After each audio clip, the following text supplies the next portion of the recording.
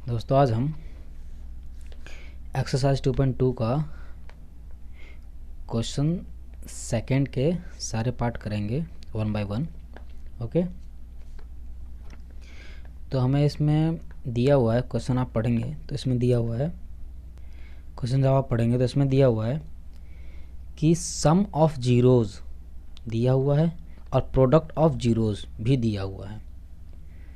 देखो alpha plus beta हमें दिया हुआ है, ठीक है, और अल्फ़ा इंटू बीटा भी दिया हुआ है।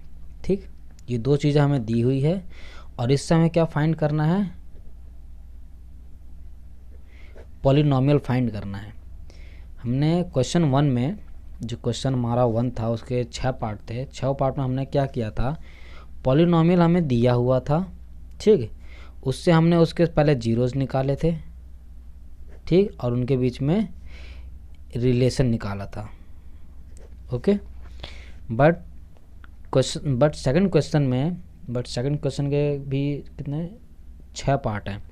6 पार्ट में हमें क्या करना है कि इनके जीरोज़ के सम, जीरोज़ नहीं, इनके जीरोज़ के सम और जीरोज़ के प्रोडक्ट दोनों दिए हुए हैं और उनसे हमें ये निकालना पॉलिनॉमियल। मतलब ये बिल्कुल एक तरह से रिवर्स प्रोसेस होगा। ये हमने पॉलिनॉमियल से जीरोज़ निकाले थे, फिर रिलेशन निकाला था, बट हमें अब प्रोडक्ट और सम से, मतलब प्रोडक्ट और सम से हमें उसका पॉलिनॉमियल निकालना है। ये बिल्कुल रिवर्स प्रोसेस होगा, ठीक है।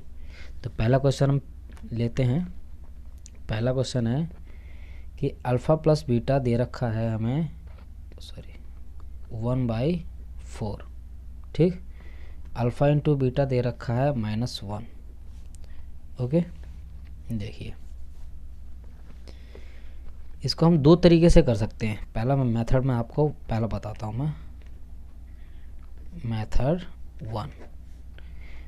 वन में क्या कह रहा है, इनको पहले तो इक्वेट कर देना है। मतलब इनको देखो, alpha plus beta equal to दे रखा है 1/4। हम जानते हैं कि अल्फ़ा और बीटा क्या होते हैं, अल्फ़ा प्लस बीटा होते हैं -b/a होता है। तो ऊपर वाली संख्या को इक्वेट कर देना है इसके ऊपर वाले से और नीचे वाले नंबर्स को इसको इक्वेट कर देना इसके नीचे वाले से। अगर मैं इसको ढंग से लिखूं तो देखो, -b को मैं 1 लिख सकता हूं, ठीक, और a को मैं 4 लिख सकता हूं, ठीक है। अब देखो, अब यहाँ पे -b है लेकिन हमें तो चाहिए b की वैल्यू, तो this implies b is equal to -1, इधर माइनस इधर चला जाएगा तो -1। ओके, और a तो हमारा 4 आया है। ये तो हो गया हमारी b की वैल्यू, सॉरी ये हमारी हो गई b की वैल्यू और ये हो गई हमारी a की वैल्यू, ठीक है। अब देखो ये तो हो गया हमारा अल्फ़ा प्लस बीटा। हमें सिंपली सी बात है, मैंने आपको पिछले वीडियो में मैंने आपको स्टैंडर्ड फॉर्म बताया था कि किसी पॉलिनॉमियल का जो स्टैंडर्ड फॉर्म होता है ax² + bx + c। हमें अगर a, b और c ये तीनों चीज़ अगर मिल जाए तो हमारा पॉलिनॉमियल तैयार हो जाता है, हमारा पॉलिनॉमियल बन जाता है। तो वही सेम हमें इसमें क्या करना है कि जो हमें अल्फ़ा प्लस बीटा दिया हुआ है उनका a, b और c इन्हीं अल्फ़ा और बीटा में से ही, इनके सम और प्रोडक्ट में से निकाल के इस स्टैंडर्ड फॉर्म में वैल्यू पुट कर देंगे, डाल देंगे वैल्यू, तो अपने आप ही हमारा पॉलिनॉमियल बन जाएगा। ओके, तो b मेरे पास इतना आया है, a मेरे पास 4 आया है। अब नेक्स्ट क्या कहता है कि अल्फ़ा इंटू बीटा कितना दे रखा है, -1। ओके, और हम जानते हैं अल्फ़ा इंटू बीटा होता है c/a, होता है ना c/a। तो ये देखो इसके नीचे कुछ नहीं तो 1 है। ओके, तो ये देखो ऊपर वाली वैल्यू को ऊपर से कंपेयर और नीचे वाली वैल्यू को नीचे से कंपेयर। तो c इज़ इक्वल टू -1 यहाँ आ गया और a इज़ इक्वल टू 1। तभी आपने थोड़ी देर पहले देखा कि यहाँ b की वैल्यू -1 आ गई, समझ में आता है। सी की वैल्यू -1 आ गई, समझ में आता है। लेकिन जो ए की वैल्यू है दो आ रही है यहाँ पे, देखो यहाँ ए बराबर 4 भी आ रहा है और ए बराबर 1 भी आ रहा है, तो दोनों में से हम कौन सा लें, हमें समझ में नहीं आ रहा ना। तो यहाँ पे क्या करेंगे हम लोग कि जिस इक्वेशन में मतलब अल्फ़ा प्लस बीटा में हमारा ए 4 आया था, तो इस वैल्यू को 4, ये जो 4 आया था ना, इस 4 को दूसरे वाले यानी कि प्रोडक्ट के अंदर इनको मल्टीप्लाई कर देंगे। तो प्रोडक्ट क्या था हमारा, -1/1 ये था, इनटू इस 4, मतलब बराबर करना है ना हमें, तो इस 4 से ऊपर नीचे दोनों तरफ मल्टीप्लाई करते हैं, कितना हो जाएगा -4/4। तो हम जानते हैं C/A होता है, तो C कितना हो गया -4, तो C बराबर -4 और A कितना है 4। तो अभी थोड़ी देर पहले हमने C निकाला था तो -1 आ रहा था, अब -4, लेकिन अब A दोनों जगह पे सेम आ रहा है, यहाँ भी 4 आ रहा है और यहाँ भी 4 आ रहा है। तो C इससे क्या है कि हमारी C की वैल्यू चेंज हो गई। तो क्या मैं इसको ऐसे लिख सकता हूँ, तो मैं इसको अगर दोबारा प्रॉपरली फॉर्म में लिखूँ तो A मेरी कितनी आई, A आई मेरी 4, देखो यहाँ दोनों जगह A मेरी 4 आ रही है, A वैल्यू आ गई 4। B कितनी आई, B देखिए B कितनी आई मेरी -1, ये देखो ठीक, B आई मेरी -1।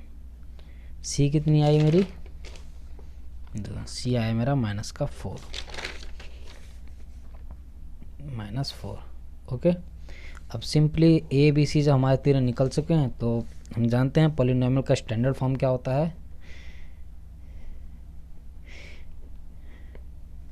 स्टैंडर्ड फॉर्म क्या होता है, ax² + bx + c, ये हमारा स्टैंडर्ड फॉर्म होता है।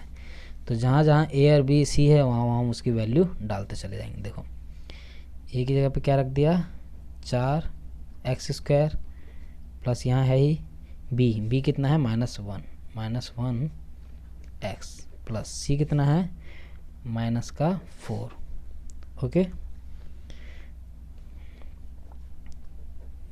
4x² प्लस -1x प्लस -4, ये इसको और प्रॉपर फॉर्म में लिखूं तो 4x², एक लिखने की ज़रूरत नहीं पड़ती है, तो -x -4, ये आ गया मेरा आंसर, ठीक है। अब बात करते हैं मेथड 2 की। मेथड 2, पहले मैं इक्वेशन दोबारा लिख लूँ। यहाँ पे हमें अल्फ़ा प्लस बीटा कितना दिया हुआ है, अल्फ़ा प्लस बीटा 1/4 और alpha into beta -1। Alpha plus beta दे रखा हमें 1/4 और अल्फ़ा इंटू बीटा कितना दे रखा है -1। ये दो चीज़ें हमें गिवन है, दिया हुआ है हमें। देखो एक स्टैंडर्ड फॉर्म होती है, ये भी एक तरह की स्टैंडर्ड फॉर्म ही है कि x², ठीक, x² minus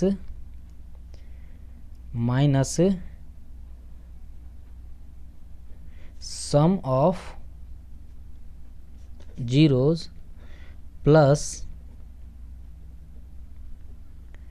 product of zeros, ये एक तरह का फॉर्मूला होता है, ठीक है। ये इसको और मैं प्रॉपरली फॉर्म में लिखूं तो x², सॉरी यहाँ तो x भूल गया मैं, सॉरी, तो x² minus sum of zero क्या होता है alpha plus beta bracket close, ये x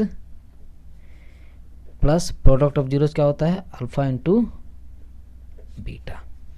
इस वैल्यू में जो हमारा अल्फ़ा प्लस बीटा और अल्फ़ा इंटू बीटा दोनों वैल्यू दे रखा है वो डायरेक्ट पुट कर देंगे, हमारा आंसर डायरेक्ट आ जाएगा। अगर आपको पहला मेथड ना समझ में आया तो देखो करते हैं, x² minus alpha plus beta कितना दिया हुआ हमें, ये देखो 1/4 दिया हुआ है, तो 1/4x, ये प्लस अल्फ़ा इंटू बीटा कितना दे रखा है हमारे पास -1, ओके, ये तो हमने अभी वैल्यू पुट किया।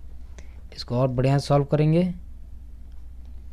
X square minus 1/4x plus minus minus minus 1। Okay, लेकिन ये अभी भी हमारे पास ये देखो फ्रैक्शन के रूप में है, लेकिन हमें फ्रैक्शन के रूप में नहीं चाहिए।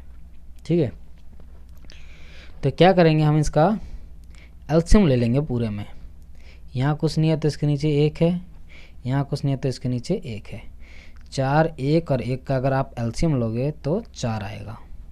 ओके, 1 4 बार में 4 को अगर एक्स स्क्वायर से मल्टीप्लाई करोगे तो 4x स्क्वायर। आपने एलसीएम लेना छोटी क्लासों में सीखा ही होगा। Okay, minus 1x minus 4।